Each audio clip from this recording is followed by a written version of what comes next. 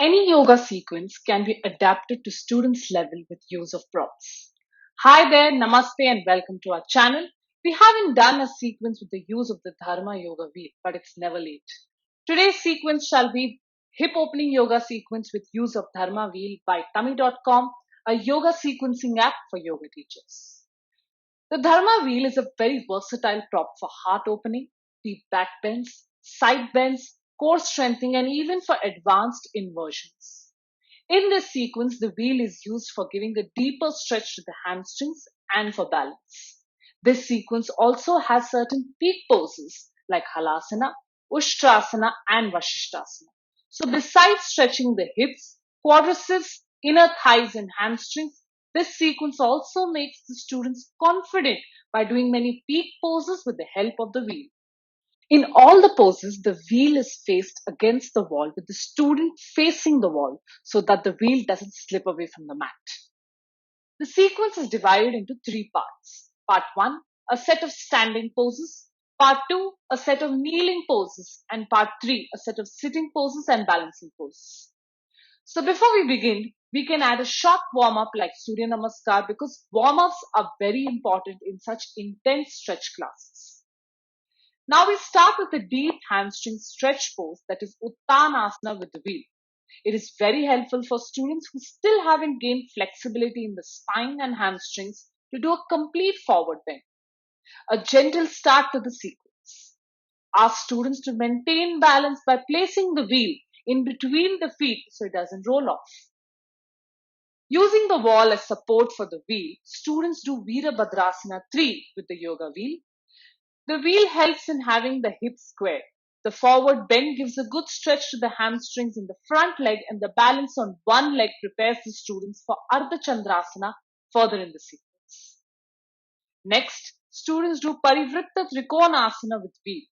Be careful that the wheel doesn't slip off the mat. The wheel helps in twisting with confidence. Ask the students to not place too much pressure or throw their body weight on the wheel to avoid losing balance. After ensuring that the body alignment is right, students head to Trikonasana hand to side.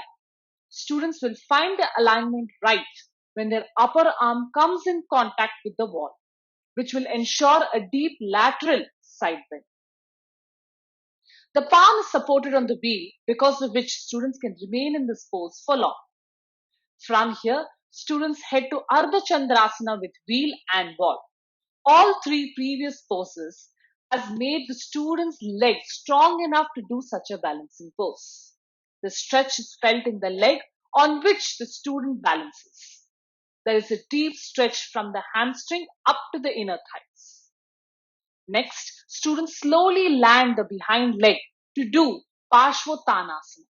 In this pose, you see the arms at the back, but students can support their palms on the wheel in front against the wall. This gives a complete stretch to the glutes, hamstrings, and calves. But it can also be the case that because the leg muscles are tight, the forward bend might not be perfect, which is fine because we want to feel the stretch. Poses from Virabhadrasana 3 to Padhudanasana are asymmetrical poses that has to be done on both sides of the body. So we repeat these set of poses on the other side. Notice the difference in stretch. Hold each pose for the same number of breaths on both sides to maintain the balance of stretch. After doing some deep stretches, students do Prasarita Padhudanasana, where the wheel is used to rest the crown of the head on. This is a counter pose which helps understand where the student stands in terms of flexibility. The wide legs increases the flexibility of the pelvic floor muscles and inner thighs.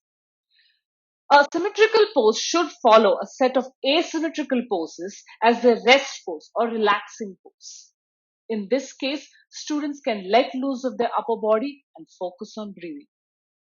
So we started at a gentle note with Uttanasana, then took it further with deep stretches and balancing poses, all creating space in the muscles in the hip region for flexibility and flow of energy. The next set of poses will be kneeling poses. So head to the second part by clicking on the end card. Thank you and see you there.